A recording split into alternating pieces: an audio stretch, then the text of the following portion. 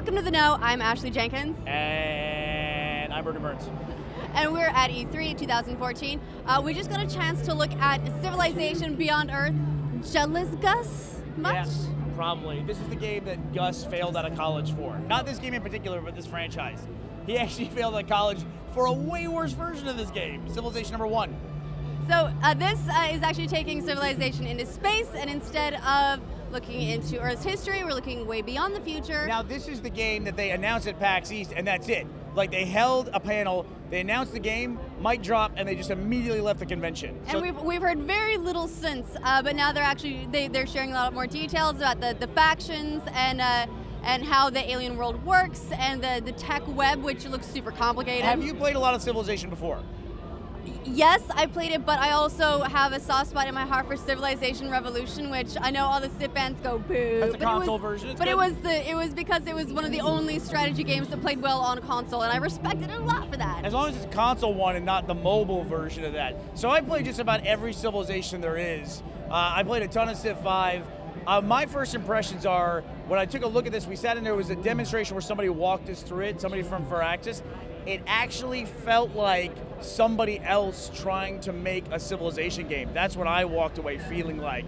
That was not at all what I expected. I was really looking forward to it, and I kind of walked away cold from this presentation. There were a lot of features that haven't been in previous Civilization games. There are affinities, Right. I think that's what they called them, affinities, like supremacy, where you're focusing on robotics, cybernetics, that kind of thing, as sort of what you think the direction humanity needs to go in. The philosophy behind it is that they're trying to make humans stand alone regardless of what alien planet that they're on.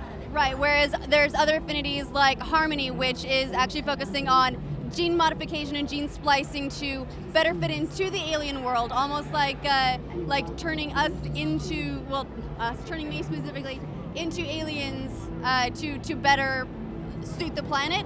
Or there's also the ones that want to make the planet just like Earth. And then there were new mechanics that they added, which seemed very foreign to a Civilization game to me. They added quests and a quest log, where you actually have missions within your game. And then they had the environment, which we're very used to in a Civilization game, where the environment can often affect your units, but on a combat level, this was actually, you could run into environmental hazards that would hurt your units as they were on those squares or those hexes. So for example, there's this poisonous miasma, and if you're miasma. So that if your units stay on a square that's infected by miasma, they start to take damage just by staying there. And there was a resource called Firaxite, which a lot of it felt, it's funny, that was the feeling that I walked away with. That's what made me think this is like somebody else trying to make a Civilization game. It was like a little bit of puns, you know, a lot of things that weren't really part of the Civilization universe in the past. That's not necessarily a bad thing, though. I mean, I haven't played it, didn't go hands-on, so I'll reserve my judgment. It's Civilization. I'm gonna buy and play it. I'm sure everyone who's played Civ 1 through 5 and even Revolution will buy it and play it, and they'll probably spend about 150 hours going through 4 or 5 campaigns. I'll do the same thing, but I'd say my first impressions were, we'll see.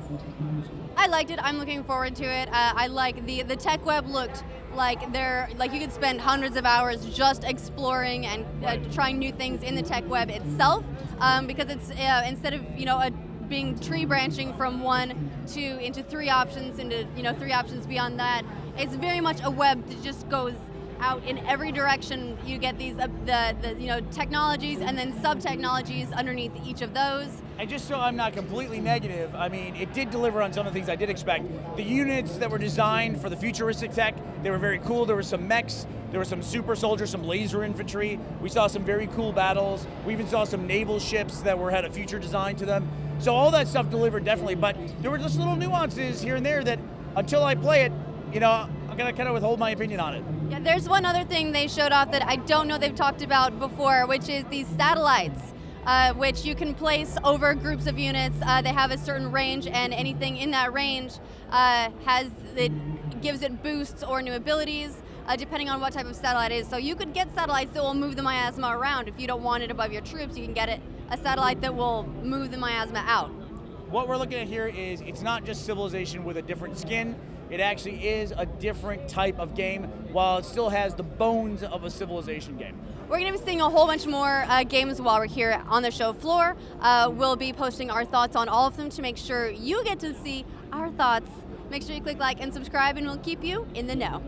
And I won't be a jerk the whole time, just on this one. Yes, he will.